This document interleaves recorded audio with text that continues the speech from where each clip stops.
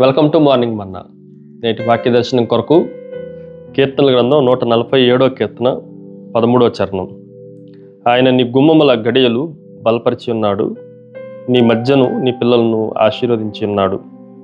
మరొకసారి కీర్తన గ్రంథంలో నుండి దేవుని అద్భుతమైన వాగ్దానాలు గురించి ఉదయకాల సమయంలో మనం ఆలోచన చేయాలి. 4 ప్రాముఖ్యమైన విషయాలు ఈ ఉదయకాల సమయంలో మనం ధ్యానం చేస్తాము.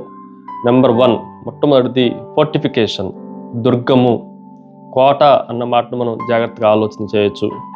దేవుని వాక్యంలో నీ గుమ్మముల గడియలు బలపరిచి ఉన్నాడు.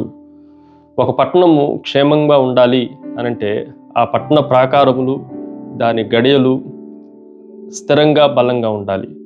ఒకవేళ గడియలు అవి బలహీనంగా ఉంటే శత్రువు వెంటనే లోపలికి ఎంక్రోచ్ అవటానికి అవకాశం ఉంది.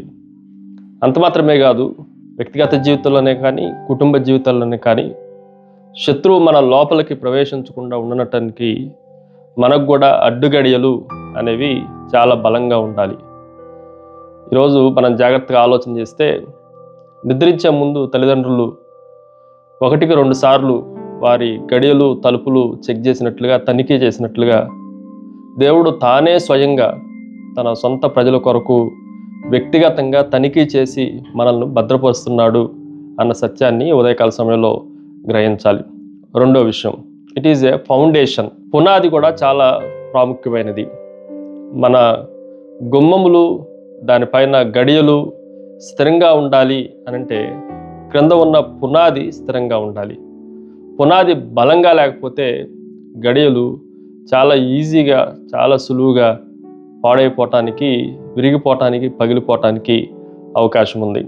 ఒక ఎత్తైన భవనం అది స్థిరంగా ఉండాలి అనంటే లోతైన పునాది ఉండాలి. సరిగా పునాది లేని ఎత్తైన భవనాలు ఒత్తిళ్ల సమయాల్లో, ప్రెజర్స్ టైంలో పగుళ్ళు ఏర్పడటానికి అవకాశం ఉంది. అదేవిధంగా క్రైస్తవ విశ్వాస జీవితం కూడా కష్టాల్లో, శ్రమల్లో ఈ ఒత్తిళ్ల నడుమ స్థిరమైన పునాది లేకపోతే మన జీవితాల్లో కూడా క్రాక్స్ ఏర్పడటానికి అవకాశం ఉంది. తద్వారా విశ్వాసంలో విఫలమైపోవటానికి చాలా అవకాశాలు, సాతాను మన జీవితాల్లో ప్రవేశించడానికి మనకు బలమైన పునాది అవసరము. మూడో విషయాన్ని మీకు జ్ఞాపకం చేస్తాను. ఇట్ ఈజ్ ఏ ఫ్యామిలీ, కుటుంబము.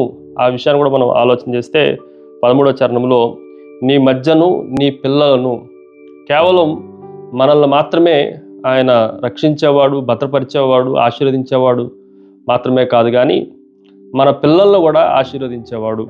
అబ్రహాము చెప్పినట్లుగా నా తదనంతరం నా పిల్లలు నీ మార్గంలో నడుస్తారు అని నేను విశ్వసిస్తున్నాను అని అబ్రహాము పలికినట్లుగా మన తల్లిదండ్రుల దగ్గర నుండి ఆస్తిని వారసత్వంగా ఎలాగో పొందుకుంటామో విశ్వాసులకి ఆధ్యాత్మిక స్థితి, ప్రార్థన, దేవుని వాక్యాన్ని పఠించటం అనేది వారసత్వంగా తర్వాత తరాలకి ఇవ్వబడాలి. 4వది ఇట్ ఈజ్ ఏ ఫేవర్, అనుగ్రహము, ఆశీర్వాదము అన్న మాట మనకు కనిపిస్తూ ఉంది. నీ పిల్లలను ఆశీర్వదించి ఉన్నాడు. దేవుడే మనకు సమస్తమైన ఆశీర్వాదాలు, మేలులు ఆయన అనుగ్రహించేవాడు. ఆయన ఫేవర్, ఆయన అనుగ్రహము మనందరి మీద ఉండాలి. ప్రార్థన. సకల ఆశీర్వాదములకు కారణభూతుడవు తండ్రి, మరొకసారి మా అడ్డుగడియలను మీరే భద్రపరిచి ఆశీర్వదించి మహిమ పొందినందుకై మిమ్మల్ని స్తుతిస్తూ ఆరాధిస్తూ యేసు నామమున అడిగి వేడుకొంచున్నాం తండ్రి. ఆమెన్. God bless you.